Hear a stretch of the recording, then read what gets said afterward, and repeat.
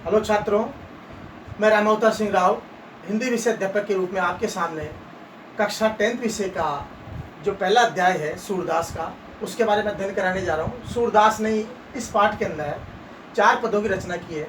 जो पहला पद आपके सामने वाचन हो रहा है, इसमें कृष्ण और राधा के बीच में वार्तालाप का वर्णन है। इसमें कृष्ण भगवान राधा से वार्तालाप करते हुए कहते हैं, बूझत श्याम कौन तू गोरी। गोरी यानी गोरे वर्ण वाली, श्याम यानी श्री कृष्ण। श्री कृष्ण गोरे वर्ण वाली अर्थात राधा से पूछते हैं कि हे गोरे वर्ण वाली, आप कौन हो। श्री कृष्ण उससे प्रश्न पूछते हैं। फिर आगे वाला प्रश्न पूछते हैं, कहाँ रहती काकी है बेटी। कहाँ रहती यानी तुम किस स्थान पर रहते हो। काकी यानी किसकी, बेटी यानी बेटी, तुम किसकी पुत्री हो। और देखे नहीं ब्रज खोरी। खोरी का तात्पर्य यहाँ पे है गलियों में। आपको कभी ब्रज, गोकुल, वृंदावन की गलियों में कभी नहीं देखा। जिज्ञासावश कृष्ण भगवान राधा जी से प्रश्न पूछते हैं, काहे को हम ब्रस्तन आवती खेलत रहित अपनी पोरी। प्रश्न जब श्री कृष्ण राधा को पूछते हैं तो राधा उन प्रश्नों को सुनकर के उनका उत्तर देती है कि काहे को हम ब्रस्तन आवती। आवती यानी आते हैं, ब्रज यानी ब्रज में, तन यानी शरीर, अर्थात हम अपने शरीर के साथ यानी स्वयं को लेकर के कभी ब्रज में नहीं आते हैं। हमारा कोई भी आने का उद्देश्य या प्रयोजन नहीं है। खेलत रहती अपनी पोरी। पोरी का मतलब होता है, गाँव में जो पोल होती है वो घर के आंगन को बोला जाता है।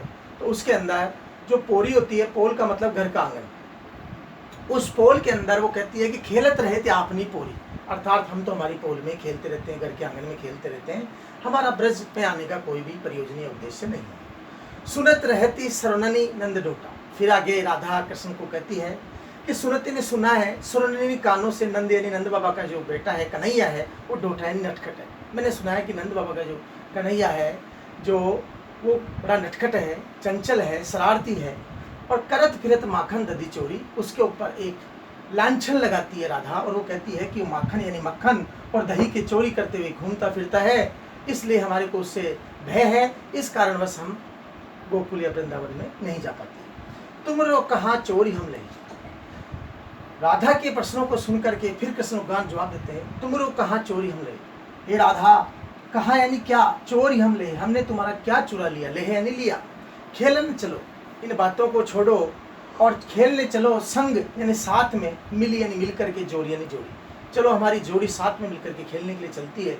इस प्रकार कृष्ण ने अपनी बातों में राधिका जी को भुला दिया और जो नटखट होने का जो कृष्ण भगवान के ऊपर जो लांछन लगाया था उसको बातों बातों में भुला दिया।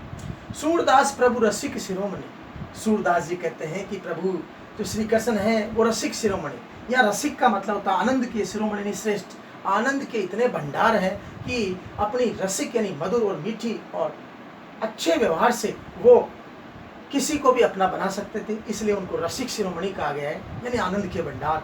और बात नहीं बुरी राधिका भोरी। भोरी का तात्पर्य यहाँ पे है भोली। राधिका को, जो भोली राधिका थी, उसको श्री कृष्ण ने अपनी बातों और मधुर बातों में अच्छे अपने चंचल और नटखट और मधुर और मतलब अच्छे व्यवहार से उस राधिका को बातों बातों में भुला दिया और उसको, उसकी जो जिज्ञासा थी, उसकी जो संशय था, वो मिटा दिया और दोनों वहाँ से खेलने निकल जाते हैं। उम्मीद है दोस्तों ये आपको समझ आया होगा। इसका अध्ययन करके आप आराम से जो असाइनमेंट आएंगे, आपको प्रश्नोत्तर दिए जाएंगे, उनका उत्तर दो।